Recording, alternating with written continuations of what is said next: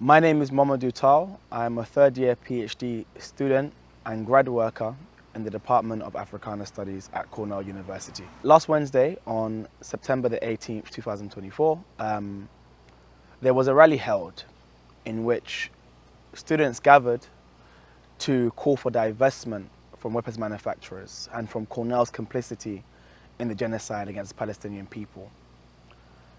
After the rally, which was held at Day Hall at approximately 1:30, the crowd began to move towards Statler Hotel, wherein there was a careers fair for various weapons manufacturers.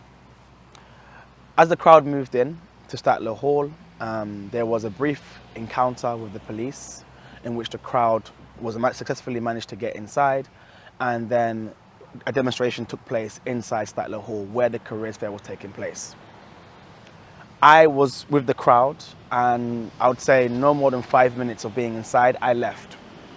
As I had left, the chief of police saw me and he recognized me from the encampment. He stopped, but then continued to walk past me, and I walked out. After that point, I received an email on Thursday, day after in the morning, from Chief of Police directly, in which he said that he has reported me to the Student Office Code of Conduct for various violations and charges, all of which I dispute, all of which are not true. And then on Monday, I received a letter that I have been temporarily suspended, and we will be withdrawn from this semester, resulting in a triggering and a cancellation of my F1 visa status, meaning that I would have to leave the country promptly. So I know they're calling it a suspension, but is it functionally just like expulsion? Like, are you not supposed to attend Cornell in the future? That's yet to be decided. That is pending resolution. Even though they're saying suspension, it's a technicality that is targeted at international students. Because technically it's a suspension, but really and truly it means you no longer can even remain in the country. So any investigation that takes place, and the Cornell has admitted there's been no investigation thus far, they've not allowed me to see the evidence, nor allowed me to dispute any of the claims. They said that they believe my behavior is some kind of public safety threat, and therefore I'm no longer allowed on campus. So it's a suspension in technicality, but really in materially, it means that I won't be able to be in Cornell until pending a resolution. Yeah, so in the university's kind of statements, I saw that they were, the university had claimed that, police officers were like shoved. Mm-hmm. Is that something that they have accused you of? Yes, which is not true. and I would like to see the evidence of that. I can say categorically I shoved no police officer, nor did I not listen to a lawful directive as they're claiming, nor did I lead any chance inside. And the final claim is collusion, which seems to be a bit ambiguous. And what would that be? They're saying collusion, which is ambiguous, right? Once again, they think they've identified who they think are leaders, and therefore trying to make an example out of me. Mm-hmm. And these are all, just to be clear, like university policy. Yeah, they're claiming violations. They're not like a there's criminal. no criminal charges. Yeah. No. Yeah. So the whole suspension of your being a student here and then having to leave the country it's like hinging on the university itself and not on any kind of legal court action. It's the university can choose not to de-enroll me. The university can choose not to inform immigration as well. But once that process starts, I don't have a grace period and I have to leave immediately. Mm-hmm. So if they choose to inform immigration, that is functionally saying, please use the power of the state to remove this person. Absolutely. So that's how it works, right? These carceral systems work in tandem. So what the university will weaponize and mobilize state apparatus to remove students from this country. Mm-hmm. And for folks that are not like familiar with international students, like what is the mechanism by like which is it like your visa gets revoked? Yeah, so the visa will be revoked. Mm-hmm. And like immediately? Yeah. Yeah, okay.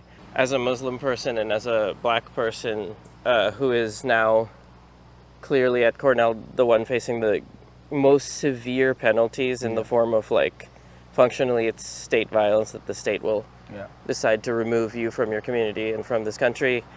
How does that feel? It doesn't feel great, but I think given the legacies of the United States and institutions such as Cornell, it's unsurprising that they will target Muslims and target black folk. We've seen the disparity in response for when hate crimes have taken place against Muslims on this campus.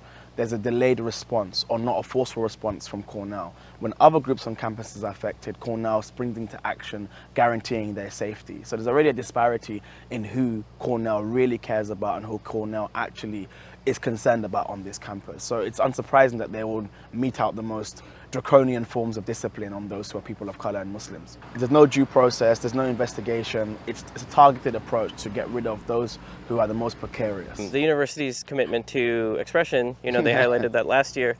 And do you have any thoughts about how that is going? I know I can't ask it without laughing, but yeah. Last year was the freedom of expression year. And that was done to allow technically right-wing speakers to come on campus and speak freely. But again, freedom of expression is only free when it's not about Palestine on this campus. Mm-hmm. And I guess in the surrounding context of kind of what's happening in this country and what's been happening, has that shifted your view of the U.S. and also of Cornell? Again, I wouldn't say it's shifted, but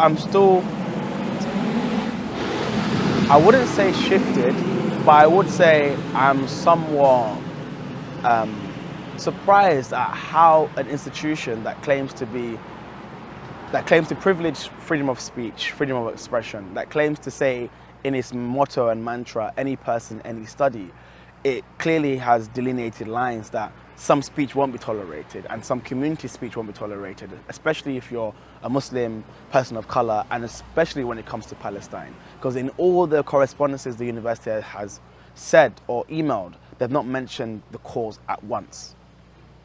Can you say what you mean, the cause? Yeah, so they haven't mentioned the Palestinian cause. They haven't mentioned, again, I think what we're seeing that, yes, we can talk about how the US is and the institution, but I think we have to really focus on, this is about Palestine. I don't think the same draconian measures will be meted out if it was for other causes. Can you say a little bit about what happened in the spring semester with the encampments? And as I understand, you were one of the students that was temporarily suspended then? I would say this is a litany of, I believe, a targeted campaign against the most precarious students, those who are international students, those who are Muslim, and those who are people of color as well. In April, I was suspended for partaking in the encampment. I was suspended a day into the encampment, and similar kind of troubles. I was told that I will have to leave the country promptly.